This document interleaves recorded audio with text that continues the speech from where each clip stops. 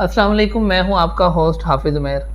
آج کی اس ویڈیو میں ہم بات کریں گے کہ آپ اپنے اندر یا ہم اپنے اندر اپنی گفتگو کو بہتر کیسے بنا سکتے ہیں، اچھی گفتگو کی خوبیوں کو کیسے پیدا کر سکتے ہیں، اور اچھی گفتگو کے کون سے ایسے راز ہیں، کون سی ایسی ٹپس ہیں جن کو اگر ہم سیکھ لیں تو ہماری گفتگو کے اندر بھی اثر آ جائے گا۔ اور ایک بات یہ ہے کہ اثر آنے سے کیا مراد ہے؟ اثر آنے سے مراد یہ ہے کہ آپ کی گفتگو کے اندر کنونسنگ پاور آ جائے، آپ کسی کو قائل کرنے کے قابل ہو جائیں، آپ کے الفاظ ایسے خوبصورت ہوں کہ جو کوئی بھی آپ کی گفتگو کو سن رہا ہو اس کا بھی سننے کو دل کرے، وہ اس کو سننے میں چڑ نہ کھائے، بلکہ وہ اس سے انرجی ملے، اس کو یہ فائدہ ہو کہ اس کی گفتگو بھی اچھی ہو جائے، وہ بھی اپنا لہجہ بدلنے کی طرف توجہ دے۔ تو اس کے لیے بہت سی ٹپس ہیں، جیسا کہ سب سے اس کی پہلی ٹپ یہ ہے کہ آپ میکسیمم مطالعہ کریں، آپ کتابیں پڑھیں۔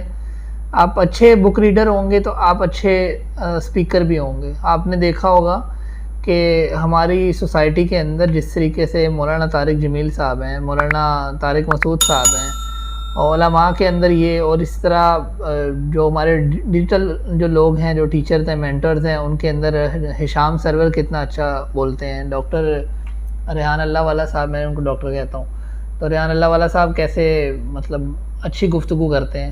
تو ان کی گفتگو کا ایک بڑا راز یہ ہے کہ انہوں نے بہت زیادہ مطالعہ کیا ہے، بہت زیادہ انہوں نے کتابوں کو پڑھا ہے۔ تو جب انسان کوئی ورڈز کہیں سے دیکھ کے پڑھتا ہے تو وہی اس کے ذہن میں آتا ہے جب وہ بول رہا ہوتا ہے۔ تو آپ جتنا زیادہ کہیں سے پڑھیں گے، کتابوں کو پڑھیں گے، اتنا زیادہ آپ کے اندر سپیکنگ پاور آئے گی۔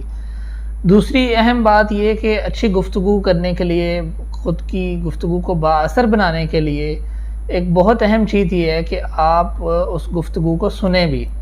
تو میں ریکمینڈ کروں گا کہ آپ کوئی اچھے ڈاکومنٹریز سنیں اردو زبان کی، اور اچھے کوئی ٹاک شوز دیکھا کریں، اور اگر آپ نے کوئی ڈرامے دیکھنے ہیں تو آپ پرانے ڈرامے دیکھیں جن کے اندر بڑی اچھی گفتگو لوگ کیا کرتے تھے، تو اس سے آپ کی گفتگو کے اوپر بھی اثر آئے گا۔ جب آپ کسی ورڈ کو پڑھتے ہیں، کسی لفظ کو، کسی الفاظ کو آپ اردو زبان میں جب آپ پڑھتے ہیں تو آپ کو اس کا تلفظ کئی دفعہ سمجھ نہیں آتا، تو اس کے لیے بھی یہ ضروری ہے کہ آپ کسی دوسرے کے منہ سے اس کو سنیں تاکہ پھر آپ اپنے منہ سے اس کی ادائیگی کریں۔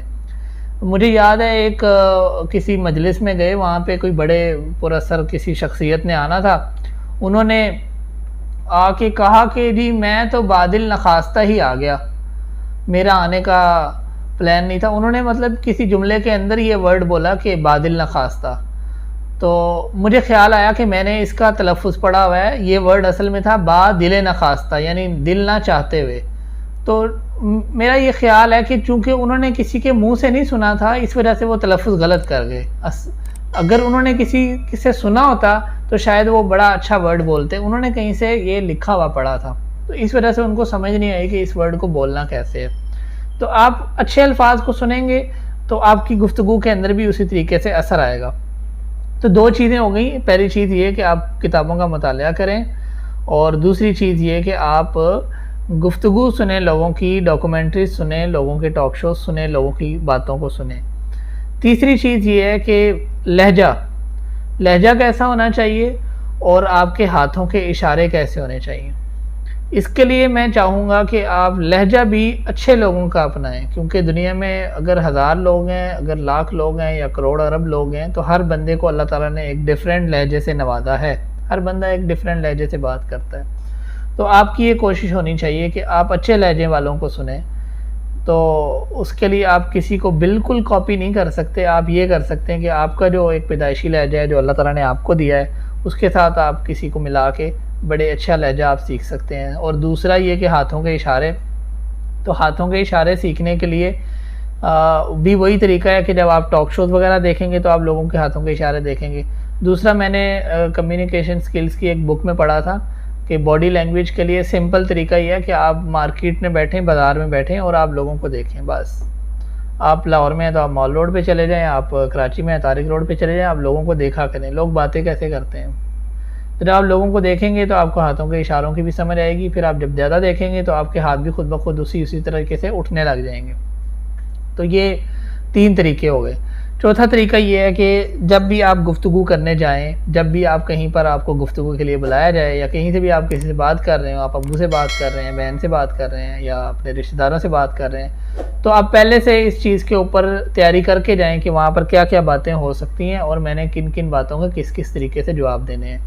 तो जब आपको जवाबात मालूम होंगे तो आप कॉन्फिडेंट होंगे और आप अच्छे तरीके से जवाब दे पाएंगे। और अगर आपने जवाबात की तैयारी ही नहीं की हुई तो आप कॉन्फिडेंट नहीं होंगे, तो फिर जब आप वहाँ पे बोलने लगेंगे तो आपके मुंह से बऊ बऊ बऊ निकला करेगा, आपके सीधे सीधे वर्ड नहीं निकलेंगे, आप ज़ुबान अड़ जाया करेगी। तो तैयारी करने का एक फ़ायदा ये होता है कि इंसान अपने अंदर कॉन्फिडेंस महसूस करता है और पहले से सवालात के जवाबात तैयार कर लेता है और उसको फिर बोलने में आसानी होती है। और आखिरी चीज़ ये है कि जो सबसे काम की चीज़ ये है कि आप बोलने पे तवज्जो कम से कम करें और सुनने पे तवज्जो से ज़्यादा करें। मतलब कम बोलें और ज़्यादा सुनें। कहीं पर भी बैठे हुए हैं आप कम बोलें, अब दोस्तों यारों में आप कम बोलें, आप रिश्तेदारों में आप कम बोलें। आपके कम बोलने से कुछ फ़र्क नहीं पड़ने वाला दुनिया को, और आपके ज़्यादा बोल लेने से भी दुनिया की संवर नहीं जाएगी।